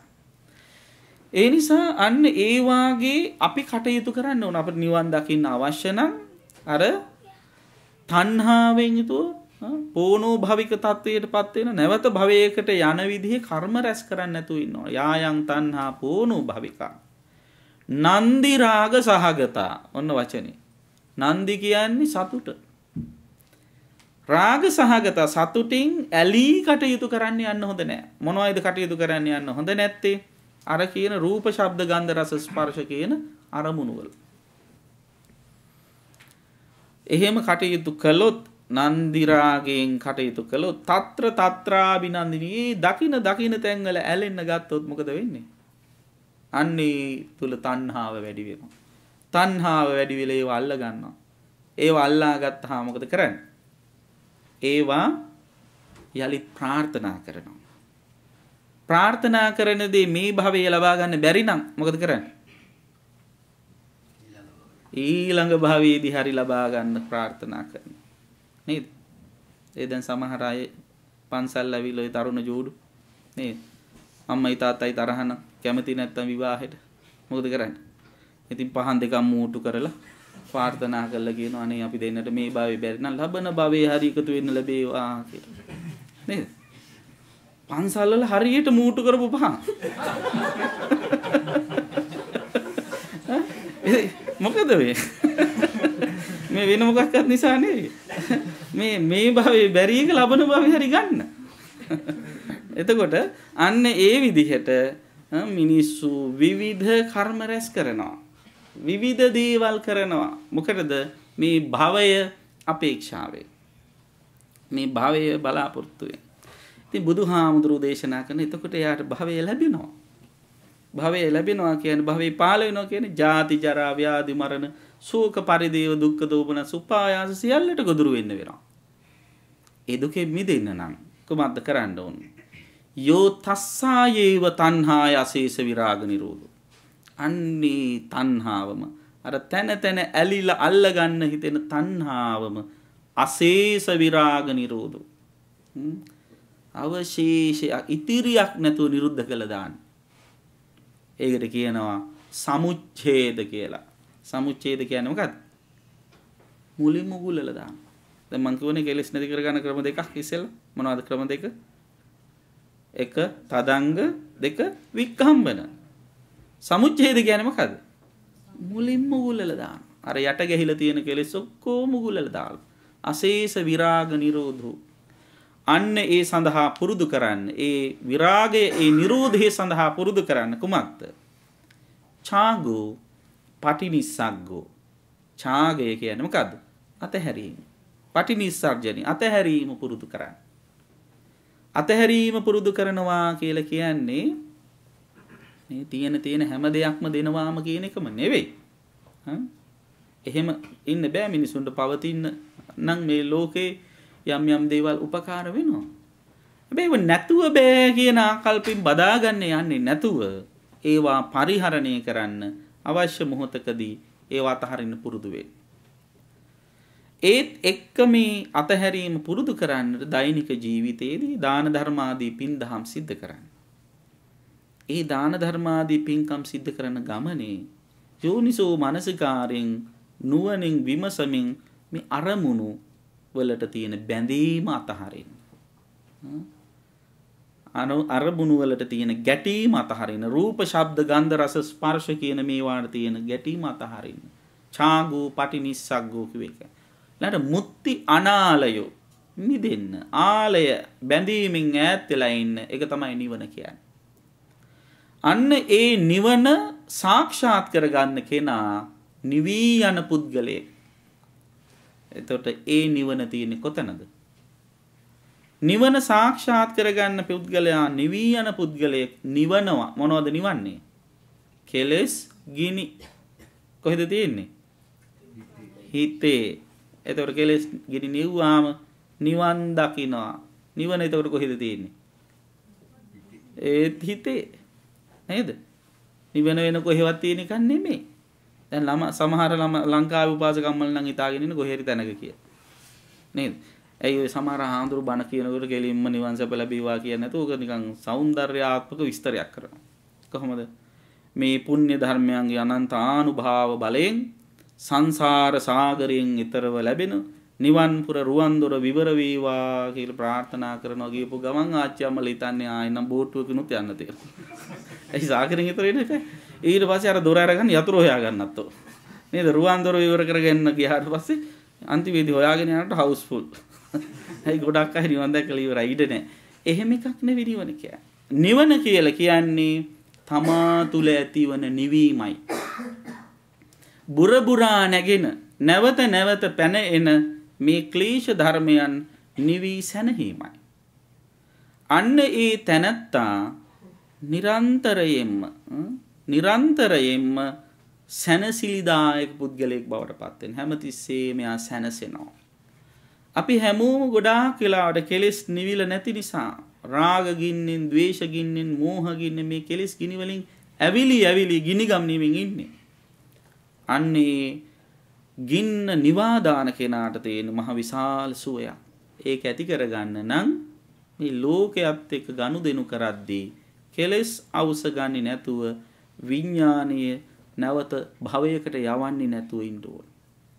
එතකොට පින්වත්නි, යම් කිසි කෙනෙක් මේ විඥාණයට ආහාර සපයනවා නම් විඥාණයට ආහාර සපයනවා කියලා කියන්නේ සංස්කාර ගොඩනගනවා නම්, තවත් කර්ම එකතු කරනවා නම් එයාට මොකද වෙන්නේ? නැවත භවයකට යනවා. ඔය පටිච්ච සමුපාදයේ එක තැනක තියෙනවා ජාතිය කියලා වචනයක්. ජාති කියන්නේ මොකද්ද? ඉපදීම කියන එකයි. ජාතියට හේතුව මොකද්ද? ඉපදෙන්න හේතු මොන පච්චයා ජාතිද? භව පච්චයා ජාති. භවය නිසා තමයි ජාතිය. භවය කියන්නේ මොකක්ද? පවතින්න තියෙන කැමැත්තෙන් කරපු කර්ම රැස් වී තිබීම. ඔක තමයි භවය කියන්නේ. විපාක පිනිස කර්ම රැස් වී තිබීම. තව විදිහකින් කියනවනේ ඔය අභිධර්මයේ අනුව චුතිසිත කියලා කියන්නේ තොන්න ඕක තමයි. කර්ම මේ ලෝකයෙන් චුත වෙනකොට අදාළ චුත ප්‍රතිසන්දියක් ලබන්නට අදාළ වෙන කර්ම රැස් වී තිබීම. දැන් බැරි වෙලාවක්වත් කර්ම රැස් වෙලා තිබෙන්නේ නැති වුණොත් මොකද වෙන්නේ?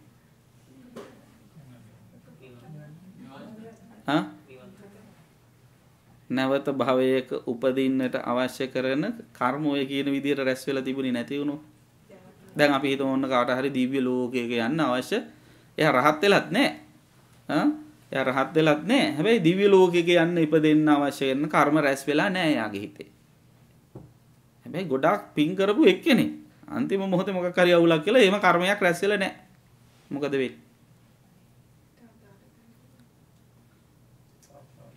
මොකද වෙන්නේ යාට එහෙම එක්කෙනා කර්ම රැස් වෙලා නැත්තම්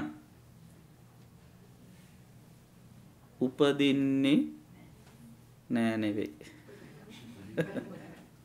උපදින්නේ නැතිව ඉන්න ඊට කලින් එකක් වෙනවා උපදින්නේ මොකක් නිසා නේ සරල එච්චර දුර යන්නේ නැති ගැඹුරු නැතුව සරල එකක් කිය උපදින්නේ මැරෙන නිසා කර්ම රැස් වෙලා නැත්තම් මොකද වෙන්නේ මැරෙන්නේ නැහැ ඒක ඇත්ත කතාව මතක තියාගන්න විපාක පිනිස කර්ම සැකසී නැත්තම් මැරෙන්නේ නැහැ මැරුණේ නැත්තම් උපදින්නේ නැහැ එතකොට යම් කිසි කෙනෙක් කොහේ හරි තැනක උපදිනවා මැරෙනවා කියලා කියන්නේ මොකද්ද මැරෙනවා කියන්නේම කර්ම සැකසී තිබීමෙන් පස්සේ වෙන දෙයක්. දැන් ඔය සමහර අය කියන කතාවක් තියෙනවනේ. බැරි වෙලාවත් කරපු පින් මතක නැති වුණු කර්ම සැකසීලා තිබෙන්නේ නැති වුණු මොකද වෙන්නේ? ඔන්න සුදුසු මව කුසස් සැකසෙනකම් ඔන්න ඉතින් යනවා කොහෙද?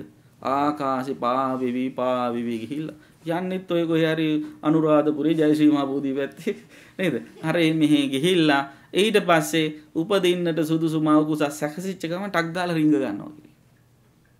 එහෙම රිං ගන්න අවස්ථාව තියෙනවා කොච්චර ෂෝක්ද? නේද?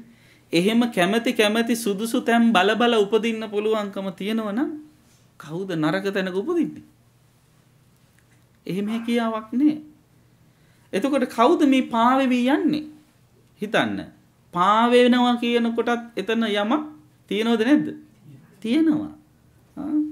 ඒක මනසට මේ පියවි ඇසට නොපෙනුනත් සියුම් රූපයක් හෝ එතන තියෙන. ඒකනේ පාවෙන්නේ. නේද? සියුම් රූපයක් හරි තියෙනවා. එතකොට තමන්ට සුදුසු තැනක් සොයා යනවනම් ඒ කියන්නේ මොනවද? වේදනා සංඥා සංකාර විඥාන තියෙනවද නැද්ද? තියෙනවා. රූප වේදනා සංඥා සංකාර විඥාන තියෙනවා නම් එතන කවුද? එතන සත්වයෙක්. ගොඩක් අය කියන්නේ මොකද හොයා යනවා අන්තරාභවයට එළින්නවා කියලා. ඒක අන්තරාභවයක් නෙවෙයි එක්තරා භවයක්.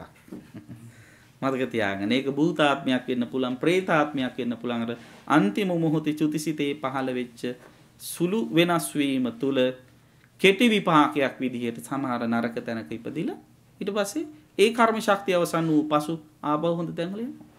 සමහර අපි හිත හොඳට පින්කම් කරපු අය දිව්‍ය ලෝකේ උපදින්නට අවශ්‍ය කරන කර්ම සැකසී කර්ම රැස් කරපු අය අන්තිම මොහොතේ හිතේ වෙනස් වීම නිසා දිව්‍ය ලෝක උපදින්න නැතුව මනුස්ස ලෝකෙට එනවා.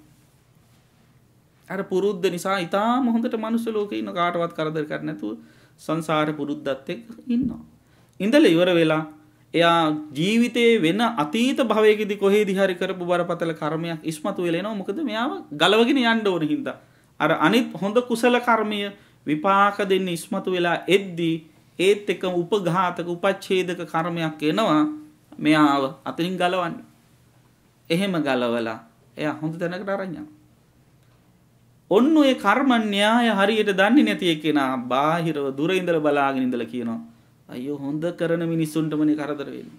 අච්චර අගේට ඉඳලා ඉවර වෙලා නෙමේ කාටවත් කරදර කරන්නේ නැතුව හිටපු එකනා නෙමේ මුනේ කියලා හිතනවා. නමුත් එයාට ඒ කර්මය අතීත නරක කර්මයක් විපාක දුන්නේ. එයා කලින් භවයේ ඊට කලින් භවයේ කරපු හොඳ කර්ම විපාක දීමට මඟ සලසාලීම සඳහා. එයා එතනින් මැරිලා ගිහිල්ලා ආපහු දිවි ලෝක උපදිනවා. බුදුහාමුදුරන්ගේ කාලේ හිටිය පින්නතුනේ රජවාසල වධකයා. රජවාසල වධකයා අවුරුදු 50ක් සර්විස් එක. ඉතින් මෙයා ඉන්නකම්ම පන්සල පැත්ත ගියේ නැහැ. ඉතින් අවුරුදු 50න් පස්සේ වධකයා හිතුවා දැන් මම පොඩ්ඩක් විශ්‍රාම ගන්න ඕන කියලා. නේද? දැන් මේ නම් 75න් උත් විශ්‍රාම ගන්න නැහැ නේ ලීසින් කවුරුත්. දැන් මේ වධකයාත් හිතුවා මම නම් දැන් යන්නතරකට වැඩක් කරගන්න ඕන මොකක් හරි කරගන්න ඕන කියලා විශ්‍රාම අරගන්න හිතුවා. එහෙම හිතලා රජුරවන්ටත් කියලා විශ්‍රාම අරගෙන නාල කියලා ගෙදර එනකොට සරියුත් හාමුදුරුවෝ ගෙදර පින්ඩ පාති වැඩිලා. මෙයාට හරි සතුටුයි අනේ මට ජීවිත කාලෙකින් දානයක් දී ගන්න බැරි වුණා මේ ධර්ම සේනාධිපතීන් වහන්සේම වැඩලා කියලා ඉතින් සතුටින් දානෙ පූජා කළා. සරියුත් හාමුදුරුවෝ ආශිර්වාද කළා වැඩියා.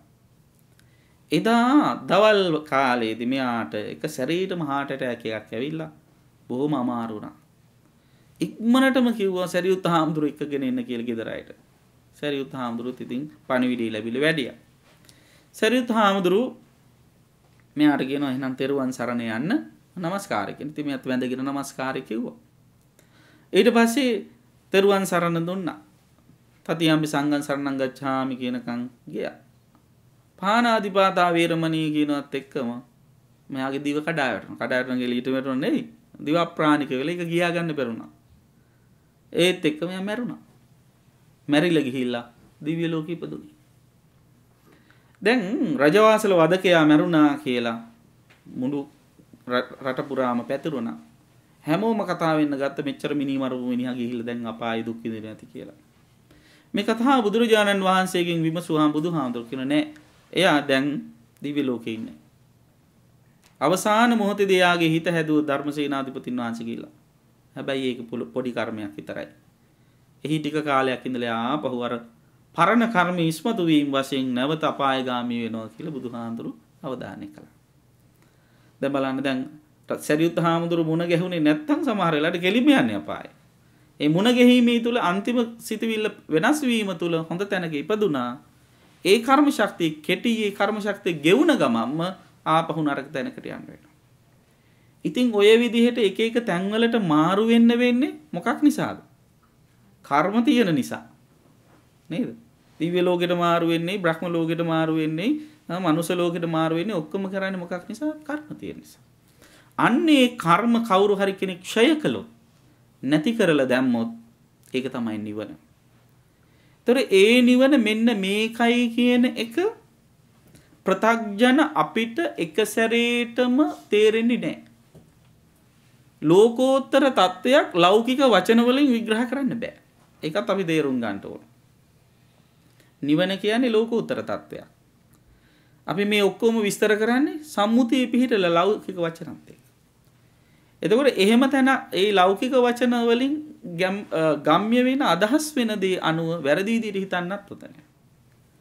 ඒ වගේම අපට ප්‍රත්‍යක්ෂ වෙන්නේ නැති නිසා ඒක නෑ කියලා කියන්නත් බෑ. දැන් මේ අධිභෞතිකවාදීන් විද්‍යාවෙන් ඔක්කොම පිළිගන්න සමහරව ඉන්නවනේ. නේද? සමහර අය කියන විද්‍යාවෙන් කිව්වොත් විතර අපි පිළිගන්නේ කියලා. සමහරුන්ට බුදුහාමුදුරන්ටත් වැඩිය බුදු වෙලා ඉන්නේ විද්‍යාඥයෝ ටික. නේද? ඒ නිසා දැන් ඔය දිව්‍ය ලෝක ඒවම පිළිගන්නේ නැහැ නේ. තියෙනවා නම් අපිට පේන්න එපා. ඔය ආදි වශයෙන් කියන. නේද? දැන් අපි මේ සියල්ල පිළිගන්නේ අපිට පෙනිලාද? හොඳට කල්පනා කරලා බලන්න. දැන් මෙතන ඉන්න කීයෙන් කී දෙනාද ශුද්‍ර ජීවීන් දැකලා ඇත්තේ? පියවි ඇහින්. නේද? අපි ශුද්‍ර ජීවීන් නැහැ කියනවා. ඉන්නවා. ඇයි ඒ? දැක්කය කියලා තියෙනවා. පරිේශන කරලා තියෙනවා. ඒ නිසා ඒවා මත පිහිටලා අපි ඇයි ඉන්නවා කියනවා. මෙතනින් ඉන්න කීයෙන් කී දෙනාද පරමාණු දැකලා තියෙන්නේ? පියවි ඇහෙන් දැකලා තියෙන්නේ? එක්ක ෆොටෝ එකකින් දැකලාද? කම්පියුටරෙන් ඉන්ටර්නෙට් එකකින් කොහෙන් හරි දැකලා ඇති. පියවි ඇහෙන් දැකලා නැහැ. නමුත් නැහැ කියනවාද? පිළිගන්නවා. ඇයි ඒ? විද්‍යාඥයෝ කියපු නිසා. එතකොට දිව්‍ය ලෝකයේ තියෙනවා දෙවියෝ ඉන්නවා කියලා කිව්වමයි පිළිගන්නේ නැත්තේ. බුදුහාමුදුරන්ට BSc එකක් නැති. විද්‍යාවේදී උපාධි නැති නිසා. ඒකද? ඒක වැරදි. විද්‍යාවෙන් හැම දෙයක්ම මනින්න යන්න එපා. විද්‍යාව කියලා කියන්නේ එක්තරා විදිහකට අවිද්‍යාව බුදුදහමට අනුව. විද්‍යාවෙන් හැමතිස්සෙම හොයන්නේ පැවැත්ම තහවුරු කරන ක්‍රම. බුදුදහමෙන් බුදුහාඳුර හොයන්නේ නැවැත්ම තහවුරු කරන ක්‍රමය. ඒක දෙකක්. අවස්ථාවෙන් අවස්ථාවට වෙනස් වෙන දෙයක් විද්‍යාව. බුදුදහම එහෙම එකක් නෙවෙයි. ඒ නිසා මේ ලෞකික වචන වලින් නිවන විග්‍රහ කරන්න බෑ. ඒකට ලස්සන උදාහරණයක් දීලා තියෙනවා. ඔන්න එක ගෙම්බෙකුයි මාළු ටිකකුයි පොකුණක හිටියලු. දෙන්න උභය ජීවි සත්වෙක්නේ ගෙම්බා. ඉතින් මේ ගෙම්බට හිතුණලු ටිකක් මේ විවේක වෙලාවක ගොඩබිම් පැත්තේ ඇවිදලා ඉන්න ඕන කියලා. ඉතින් මෙයා මේ පොකුණෙන් ගොඩට ඇවිල්ලා ඉතින් ගොඩබිම ඇවිදගෙන ගියාලු. ඒ පාරවල් පැනලා පාක් එකේ හරි මේ ඇවිදලා ගිහිල්ලා ඉවර වෙලා වටේ රවුමක් ගියාලු දවස් දෙක තුනක්. ගිහිලා ආපහු පොකුණට ආවලු. මේ තමන්ගේ යාළුව නැති වෙච්ච නිසා අර මාළු ටිකට හරි දුකයි. කාලෙකට පස්සේ දවස් කීපයකට පස්සේ කොහොම හරි ගෙම්බ ආවනේ. ආවට පස්සේ මාළු ටික වට කරගෙන අහන කොහෙද ගියේ? මං කියන්නේ ගොඩබිමට. මොකද්ද ගොඩබිම කියන්නේ? ගොඩබිම කියලා එකක් තියෙනවා. ඒක පීනන්න පුළුවන්ද අපිට වගේ? අපෝ ගොඩබිම් පීනන්න බෑ. එහෙනම් එතකොට මේ වගේ මේ ජලජ පැලෑටි තියෙනවද? මේව කන්න මේව තියෙනවද කිය දැන් මේ වතුරේ තියෙනව ගැන ප්‍රශ්න අහනවා.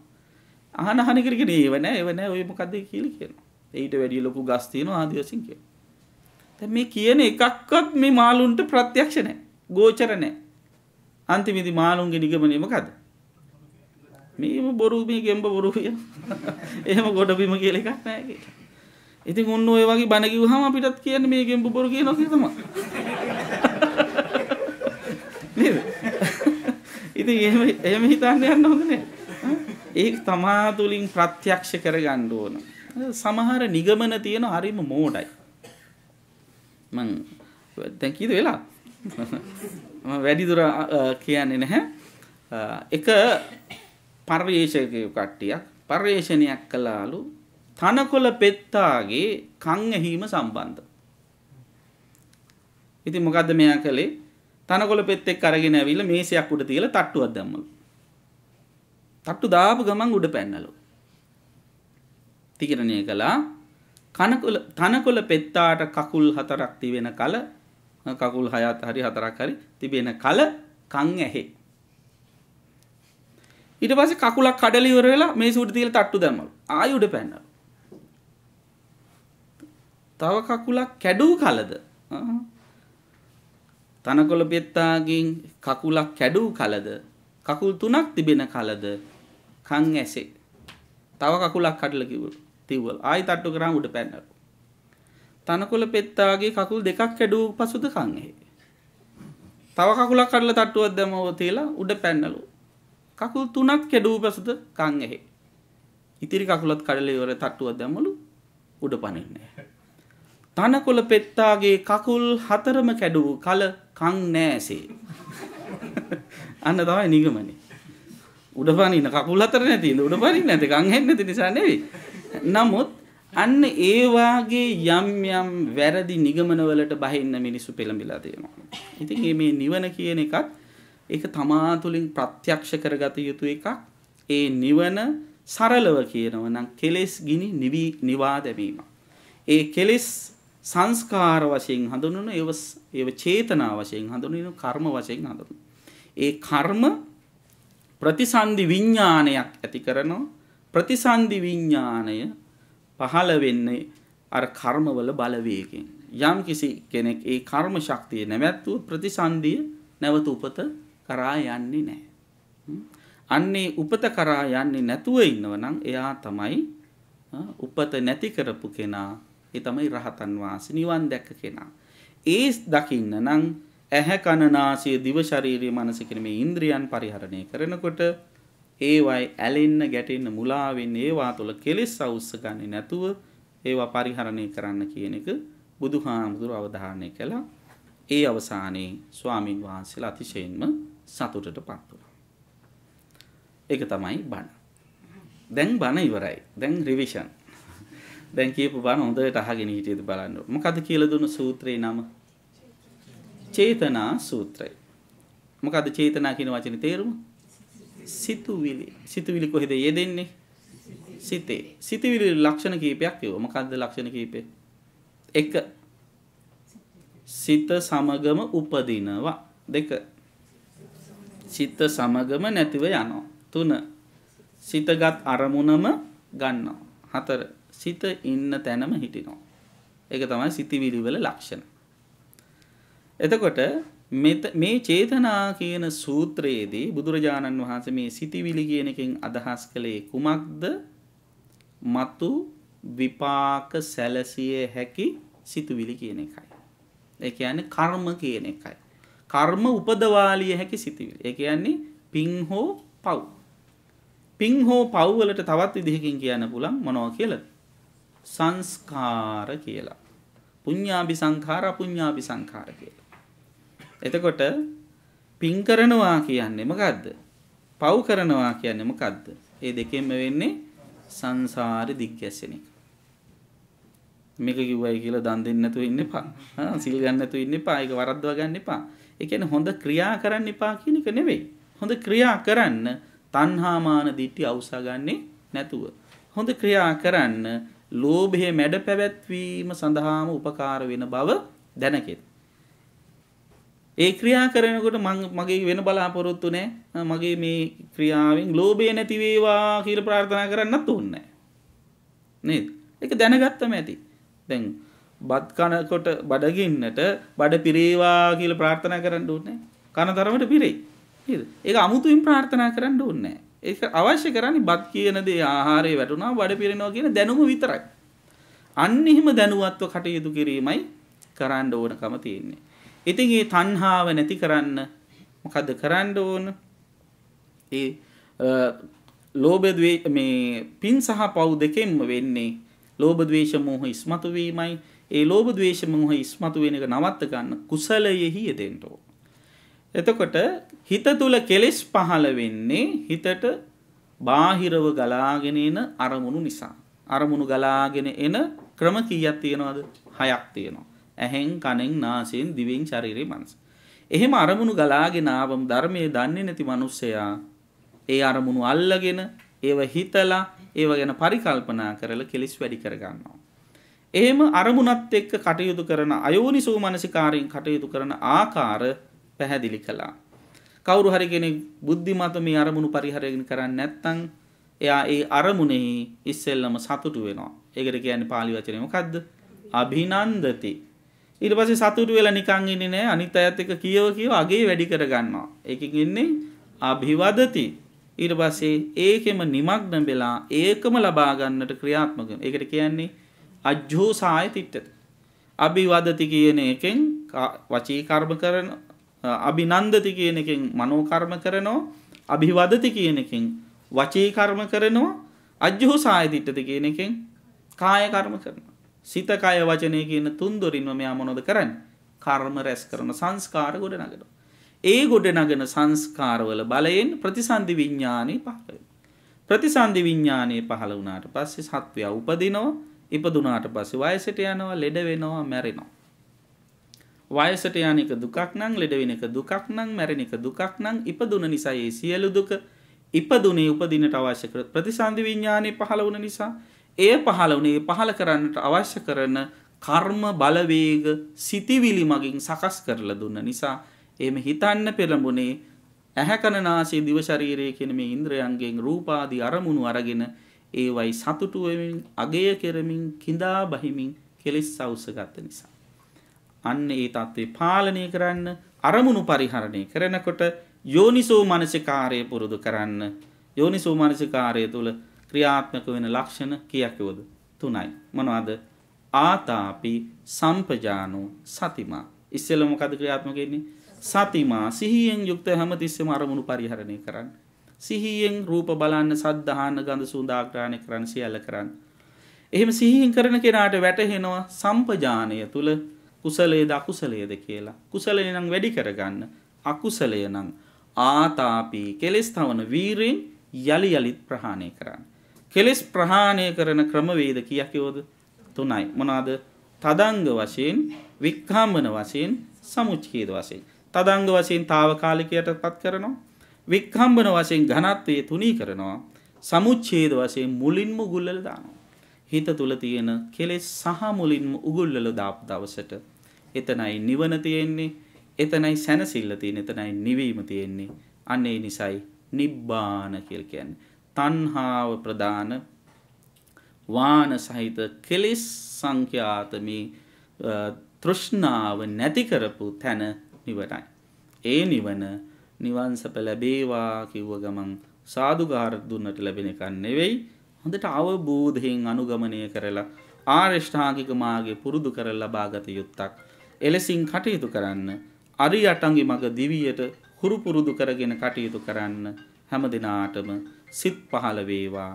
ඒ සඳහා මේ දේශනාව හැමට උපකාරයක්ම වේවා. මේ උතුම් කුසල් වලින් හැමට හැකි තරම් ඉක්මනින් උතුම් නිවන් සුව සැලසේවා කියලා සාදු කියලා ප්‍රාර්ථනා කරනවා. දැන් මේ සියලු ආකාරයෙන් පහළ කරගන්න උදාාරතර කුසල ශක්තිය මේ හැමෝගෙම පරලෝසපත් ඥාතීන් සිහියට නගාගෙන යත්තන්ට අනුමෝදන් කරමු. රවිරාජ් මහත්මයාගේත් මහත්මනියගේත් පරලෝසපත් යම් ඥාති පිරිසක් වෙසෙත් නම් ඒ හැමෝමත් මේ හැම දිනාගෙම පරලෝසපත් ඥාතීනුත් පින් අනුමෝදන්ව තම තමන්ගේ භව ගමන සුවපත් කරගනිත්වා කියන අදහසින් අපි ඥාතීන්ට පින් දෙමු. ඉදම්මේ ඥාතීනං හෝතු සුඛිතා හොන්තු ඥාතයෝ. ඉදම්මේ ඥාතීනං හෝතු සුඛිතා හොන්තු ඥාතයෝ. ඉදම්මේ ඥාතීනං හෝතු සුඛිතා හොන්තු ඥාතයෝ. දෙවියන්ට පින් දෙමු. එත්තාවතාචම් හේහි සම්භතම් පුඤ්ඤ සම්පදං සබ්බේ දේවානුමෝදන්තු සබ්බ සම්පත්ති සිද්ධියා. එත්තාවතාචම් හේහි සම්භතම් පුඤ්ඤ සම්පදං සබ්බේ දේවානුමෝදන්තු සබ්බ සම්පත්ති සිද්ධියා. එත්තාවතාචම් හේහි සම්භතම් පුඤ්ඤ සම්පදං සබ්බේ දේවා අනුමෝදන්තු සබ්බ සම්පත්ති සිද්ධියා. තව එකක් කියන්න ඕන. සමහරු ඇහුවා මගෙන් ස්වාමින් වහන්සේ දෙවියන්ට පින් අනුමෝදන් කරන වෙලාවේදී ඇයි සබ්බේ සත්තා සබ්බේ භූතා අනුමෝදන්තු කියන්නේ නැතුව සබ්බේ දේවා අනුමෝදන්තු කියලා කියන්නේ කියලා. ඉතින් මම ඒ අතංගෙන් අහුවේ අපි කාටද පින් දෙන්නේ කියලා. එතකොට කිව්වා දෙවියන්ට කියලා. එහෙනම් ඉතින් දේවා කිව්වම හරි. සබ්බේ භූතා සත්තා කියලා කිව්වම සියලු සත්වයන්ට කරන දෙයක්. ඒක මෛත්‍රී භාවනාවට අදාළ දෙයක්. අපි මේ දෙවියන්ට පින් දීමේදී මේ පින් අනුමෝදන් කරන සම්‍යක් දෘෂ්ටික දෙවියන් සියලු දෙනාටයි පින් අනුමෝදන් කරන්නේ. ඉතින් ඒ දේත් අපි සිදු කළා. ඉතින් මෙතෙක් සිද්ධ කරගත්ත මේ උදාාරතර කුසල ධර්මයන් ගැන ආශිර්වාද බල මහිමිනුත් විශේෂයෙන්ම මේ මෙහි පවතින මනිටෝබා බෞද්ධ සංගමේ පින්නතුන් ඒක රාශිය වෙලා සංවිධානය කරපු මේ පින්කම් මාලාවේ මම හිතන්නේ වැඩි පිරිසක් සහභාගී වෙන අවසාන පින්කම අද වෙන්න ඕන. ඉතින් මේ වෙලාවේදී මා කෘතවේදීව ඒ සංවිධානය කරගත්ත පින්නතුන් හැම දිනාටම ආශිර්වාද කරනවා, පින් අනුමෝදන් කරනවා. එහි සභාපති වජිර මහත්මයාටත්, ඒ වගේම ලේකම් ජීවන් මහත්මයාටත්, භාණ්ඩාගාරික සුරංග මහත්මයා ඇතුළු අධ්‍යක්ෂක මණ්ඩලයේ පින්නතුන් හැම දිනාටමත් මේ දින කිහිපය මුළුල්ලේ දාන ආදීන් අපිට සිව්පසෙන් සංග්‍රහ කරපු පින්නතුන් හැම දිනාටමත් විශේෂයෙන්ම මේ දවස්වල සුරංග මහත්මයාගේ නන්දනීය බිරිඳ දරුවන්ගේ අතහැරලා දාලා ගිහිල්ලා තියෙන රාත්‍රී කාලයේදී අපට පහසුකම් සලසා දෙමින් ඉතින් ඒ පියාණන් වහන්සේ අපට අපුපස්ථාන කරමින් අපි හොඳින් රැක බලා ගත්තා. ඒ පින්නතුන් හැමෝටමත් මේ පින්වත් කල්යාණ මිත්‍ර හැම දිනාම බොහෝම ඕනකමින් විශේෂයෙන්ම මේ තරුණ පිරිස වැඩිහිටි හැම දිනාටම කරු කරමින් ඒ හැම දිනාම ප්‍රමුඛත්වයේලා තබාගෙන ඒ අය පරයා යන්නෙත් නැතුව ඒ ඇත්තන්ගේ ගෞරවයත් රැකෙන විදිහට ඉතාම හොඳට මේ කටයුතු සංවිධානය කරගත්තා. ඉතින් මේ හැම දිනාටම සියලු යහපත දියුණුව අභිවෘද්ධිය සැලසේවා. හැමත කායික මානසික සුවපත් භාවයේ වේවා. මෙලව සුව වේවා, පරලොව සුව වේවා. හැකි තරම් ඉක්මනින් උතුම් නිවන් සුවත් සැලසේවා කියලා සාදු කියලා ප්‍රාර්ථනා කරන්නේ. කොහොම වැඳ ගන්න හැම දිනාටම ආශිර්වාද කරනවා.